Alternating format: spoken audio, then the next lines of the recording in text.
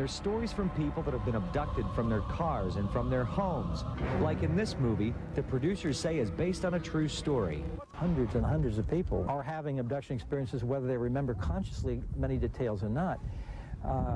We don't know what the bottom line purpose of all this is. I feel that this is a real phenomenon, that people are accurately describing what is happening to them, that we have been involved with the UFO phenomenon in general for almost half a century now, and I feel that it is time that people begin to treat the subject much more seriously than they have in the past.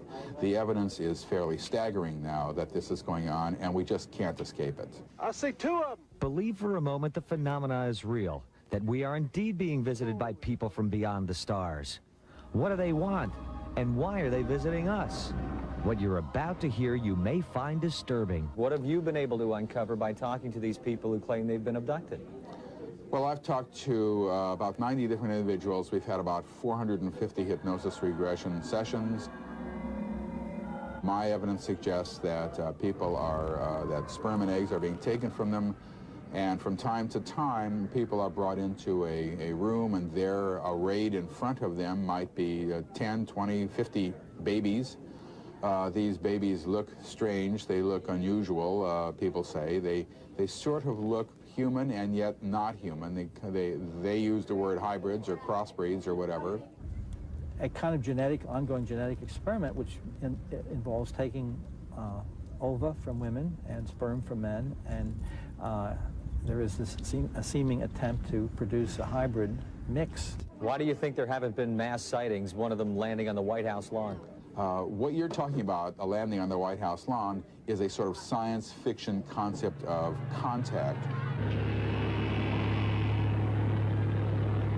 where two equal species kind of meet together in an awesome sort of situation. We have come to visit you in peace and with goodwill. Everybody realizes the import and the magnitude of the situation. In fact, that is not what we see. We don't see contact as science fiction has told us. What we see here primarily is the exploitation, physiological exploitation of one species by another species. It's not something that we had expected. If indeed the aliens from somewhere out there are visiting us, the question arises, are they friendly visits? Turn it up now. Yeah. The information that I keep getting from the people I'm working with is that they feel they are doing something that is beneficial for the human race as well as beneficial for their civilization. People sitting on the couch right now who would say, hey, it hasn't happened to me, these people are just all crazy.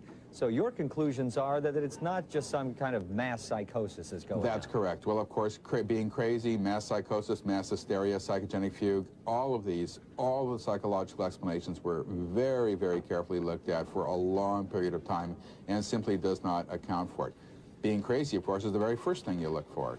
And that has never held water. And then we have people who are perfectly normal, who've done psychological testing of every stripe and variety, showing no psychoses that would account for these kinds of hallucinations. They're really not doing anything that we humans are not doing to subspecies. So we're their rats, maybe? We may be their experiments, who knows? Whatever it is, we don't particularly like it. My best case scenario would be for these beings, if this is happening, to fold up their tents and steal away in the dark of night, leaving us wondering whether it ever happened or it didn't happen and all that. I could accept that. Anything else, and I don't particularly like it. If this is true, and there's no doubt in my mind that it is, unfortunately, if this is true, it's the most important event in human history.